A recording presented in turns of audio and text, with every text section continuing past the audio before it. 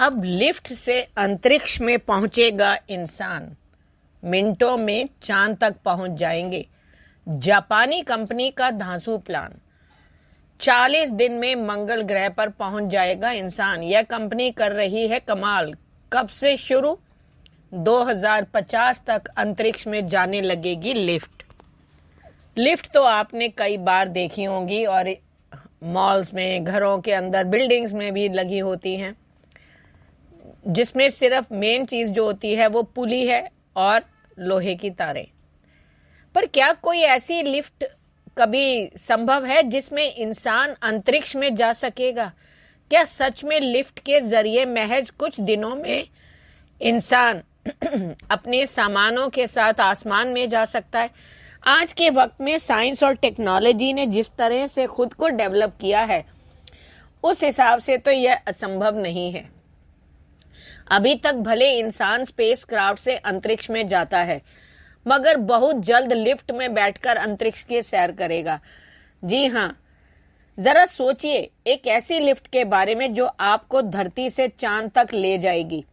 इस पूरी यात्रा में कई दिन नहीं, बस कुछ मिनट ही लगेंगे। कपोल कल्पना सा लगता है ना? हमें भी लगता है। जापान की एक कंपनी ने इसे जो है ना हकीकत में बनाने जा रही है। अगर आज इस हिसाब से जैसे कुछ भी संभव नहीं है, मगर बहुत जल्द जब आप लिफ्ट में बैठकर अंतरिक्ष की सैर करेंगे, तब हमें लगेगा कि वाकई जापान की कंपनी ओबायाशी एक ऐसी लिफ्ट या स्पेस एलिवेटर बना रही है जो हमें रिकॉर्ड समय में मंगल ग्रह तक पहुंचा देगी। और ये इस लिफ्ट को बनाने के प्रोजेक्ट पर रिसर्च में लगी है। बिजनेस इनसाइडर की रिपोर्ट के मुताबिक इस स्पेस एलिवेटर पर जल्द काम शुरू हो सकता है। अंतरिक्ष लिफ्ट एक अभिनव अवधारणा है जिसका उद्देश्य अंतरिक्ष तक पहुंचने में क्रांति लाना है। उस सैद्धांतिक संरचना में पृथ्वी की सतह पर लंगर डाले हुए एक केबल या तार शामिल होगा, जो अंतरिक्ष में संभवतः एक प्रतिभार या भूस्थिर कक्षा में उपग्रह तक विस्तारित होगा।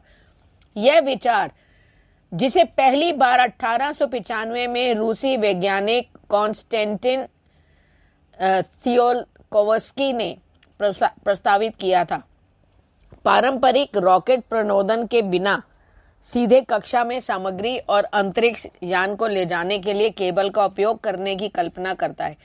अब तक प्रौद्योगिकी ने हमें एक कार्यात्मक अंतरिक्ष लिफ्ट बनाने से सीमित कर दिया है। जापानी कंपनी के महत्वाकांक्षी प्रोजेक्ट के पीछे सिर्फ बेसिक आइडिया काफी सिंपल है। उसका मानना है कि पृथ्वी को अंतरिक्ष से जोड़ने वाला एक लंबा तार हमें बहुत कम लागत में कक्षा में पहुंचा सकता है, क्योंकि जैसे रॉकेट से अगर जाते हैं तो बहुत खर्चा है और समय भी लगता है। वो कहते हैं हमें रिकॉर्ड गति से अन्य ग्रहों तक पहुंचा सकता है ये तरीका। वैज्ञानिकों का अनुमान है कि मंगल ग्रह तक पहुंचने के लिए 6 से 8 महीनों की बजाय स्पेस एलिवेटर से 3-4 महीने ही लगेंगे। 2050 तक स्पेस एलिवेटर बनाने का टारगेट है। ओबेयाशी कॉरपोरेशन के नाम दुनिया का सबसे बड़ा टावर टोक्यो स्काई ट्री बनाने का रिकॉर्ड है। कंपनी ने 2012 में स्पेस एलिवेटर बनाने की घोषणा की थी। उसी साल एक रिपोर्ट में कंपनी ने कहा था कि $100 बिलियन के प्रोजेक्ट के लिए निर्माण 2025 से शुरू होगा। कंपनी ने उम्मीद जताई थी कि उसका स्पेस एलिवेटर 2050 से काम करना शुरू कर देगा। उस रिपोर्ट को लिखने वाले योजी इशिकावा से बिजनेस इनसाइडर ने बात की। योजी ने बताया कि अपनी कंपनी जो है शायद अगले साल तक कंस्ट्रक्शन शुरू नहीं करेगी। उनके मुताबिक कंपनी अभी रिसर्च और development, rough design, partnership building और प्रमोशन में लगी हुई है। क्या ये अंतरिक्ष यात्रा में गेम चेंजर साबित होगा स्पेस एलिवेटर? रॉकेट से अंतरिक्ष में इंसान और अन्य चीजें भेजना बेहद खर्चीला है। अमेरिकी अंतरिक्ष एजेंसी नासा का अनुमान है कि उसके 4 आर्टेमिस मून मिशनों पर करीब $16.4 बिलियन का खर्च आएगा। इस खर्च में सबसे बड़ा हिस्सा ईंधन का है। आपको अंतरिक्ष में जाने के लिए काफी सारा ईंधन चाहिए और वह ईंधन भारी होता है, यानी जरूरी ईंधन की मात्रा बढ़ जाती है। स्पेस एलिवेटर बन जाने से रॉकेट्स या ईंधन की ज़रूरत खत्म हो जाएगी। इसके कुछ डिज़ाइन दिखाते हैं कि सामान को क्लाइमर्स कहे जाने वाले इलेक्ट्रोमैग्नेटिक व्हीकल्स से ऑर्बिट में पहुंचाया जा सकता है। ये क्लाइमर्स को सोलर पावर या माइक्रोवेव से चलाया जाएगा।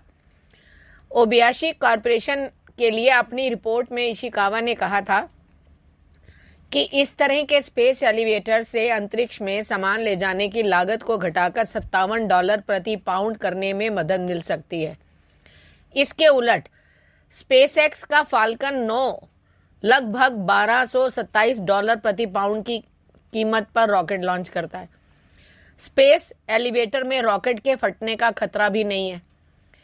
इसके बनाने में क्या क्या चुनौतियां हैं? वो कहते हैं तकनीकी चुनौतियों को छोड़ दो, अब भी स्पेस एलिवेटर बनाना आसान नहीं होगा। वैज्ञानिकों के सामने एक बड़ा सवाल यह है कि तार या ट्यूब को किस चीज से बनाया जाए, चूंकि उसे काफी ज्यादा बोझ सहना पड़ेगा और इतने तनाव को झेलने के लिए स्टील जैसे टिपिकल मटेरियल से तार या ट्यूब को खासा मोटा बनाना पड़ेगा। लेकिन एक स्पेस एलिवेटर बनाने के लिए जितने स्टील की जरूरत है, धरती पर उतनी स्टील मौजूद नहीं है। इशिकावा ने अपनी रिपोर्ट में कार्बन नैनो ट्यूब का सुझाव दिया था, लेकिन ये भले ही बेहद मजबूत होती हो, उनका आकार बेहद छोटा होता है। वैज्ञानिक अभी तक अधिकतम 2 फीट लंबे ट्यूब ही बना पाए हैं। रिपोर्ट के मुताबिक भू समकालिक कक्षा तक पहुंचने के लिए तार कम से कम 22,000 मील लंबा होना चाहिए। स्पेस लिफ्ट के क्या हैं फायदे? देखो, अगर स्पेस एलिवेटर यानी अंतरिक्ष लिफ्ट का कॉन्सेप्ट सच साबित होता है तो यह जान एक क्रांतिकारी डेवलपमेंट होगा। पहली बात तो यह कि इस लिफ्ट में आने जाने में लगने वाली लागत अंतरिक्ष में पेलोड भेजने की लागत से भी कम होगी। दूसरी बात यह है कि इससे पर्यावरण को भी अधिक नुकसान नहीं होगा जितना कि पेलोड से होता है। रॉकेट में बड़ी मात्रा में ईंधन की आवश्यकता होती है। रॉकेट से काफी मात्रा में उत्सर्जन भी होता है, मगर यह स्पेस लिफ्ट सामान या यात्रियों को केबल के साथ ले जाने के लिए इलेक्ट्रिक मोटर्स का यूज कर सकती है। यह अंतरिक्ष आने जाने का सबसे टिकाऊ और किफायती विकल्प होगा। आपको क्या लगता है?